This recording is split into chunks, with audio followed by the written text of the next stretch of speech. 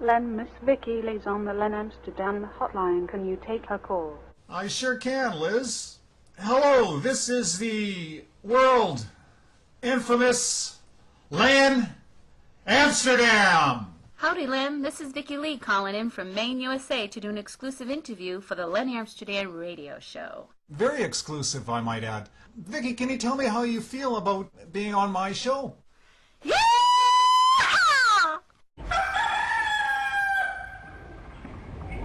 Good one, Vicki. That old rooster hasn't crowed in 10 years. How do you do that? It's this fresh country air that will do it every time. Vicki, can you tell us a little bit about your musical history? Well, Len, I was in chorus in high school and did a couple of solo acts. I really enjoyed music back then, but I got married and had children, and I didn't think I could do both, so I put music on the back burner.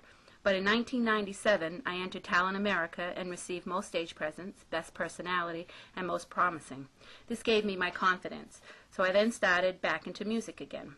Since then, my mother Laura Smith and I started writing music together. I have 2 full albums out, Crossin' On Over and Touch of Life, and 2 singles out, Don't Let Us Fall and A Letter Home. I have also performed as Vicki Lee and Company, which consisted of myself, my son Jimmy, and my mother Laura. And then I went out as a soloist for a few years. Then I went as part of a duet act, which we called ourselves Pop and Country, and that was with a gentleman by the name of Stevie C. And now at the present I am back as a solo act, but also have just begun the beginning stages of starting my own band. I perform out at several campgrounds, nursing homes, and many other venues in my area. Who are some of your musical heroes? I would have to say Wynonna Judd has always had a big impact on me. I just loved her unique style, her bluesy voice, and the way that she always did her own thing. I truly admire that. I also am a big admirer of Patsy Cline, Tammy Wynette, Trick Pony, Bonnie Raitt, and Melissa Etheridge. Can you talk about some of your collaborative efforts? I have been fortunate enough to work with many talented artists. I am part of 3 compilation discs. One is America and Friends Salute, The Spirit of America, which is CD 1 and CD 2. I'm also part of Down East Country Music Association's compilation disc. All of the proceeds to the American and Friends Salute, The Spirit of America, do go to the American vets. I also recorded Terrence Allen's song, Our Flag, which is also on the American and Friends Salute Part 2. What do you think about the wonderful wide web? Well, I think the World Wide Web is a powerful tool, and it opens doors for many of us artists that are trying to be heard. Independent artists are booming because of the web. Strength happens in numbers, and the World Wide Web hits many of folk. What makes for a good song? To me, a good song is something that is definitely well put together, not only lyrically, but musically. It has to be filled with lots of emotion and lots of soul. I love the bluesy, country, rockin' feel, especially the voice and emotion that will match it. You consider yourself a country artist? I'd have to say that I am not one genre. I have many sides to me. I am country, country rock, blues, pop, a little bit of rock. I'd have to say, I got the music in me, I got the music in me, I got the music in me. Hey, Vicki, that was fabulous. That deserves some canned applause. Okay, folks, give it up for Vicki, would you? Seems they really like it. Can you share some of your live performance experiences? Well, Len, I've got a couple of live performance stories to tell you.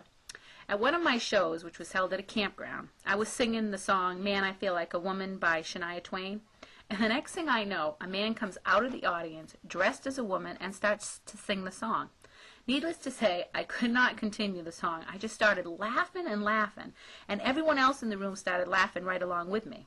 Well, come to find out, this was all planned, not only by the gentleman, but by the whole audience. This next story touches my heart. I was performing at a nursing home, and at the end of the show, a gentleman comes up to me and says, "Do you want to know what the most beautiful thing in the world is?"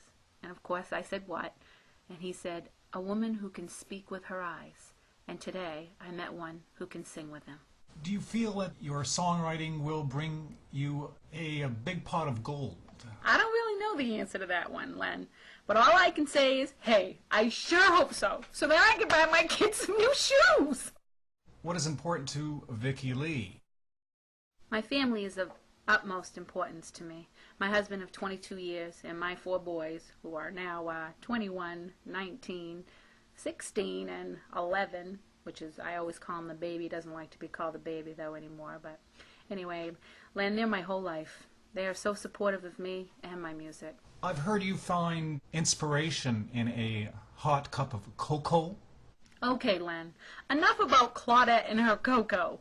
For me and my mom, it's a hot cup of Java on Tuesday mornings while we write new material for our next album. That's what I'm talking about. Well, I, for one, can't wait for your next batch of material. Anyways, that's a wrap. I'd just like to thank Vicki Lee for dropping in.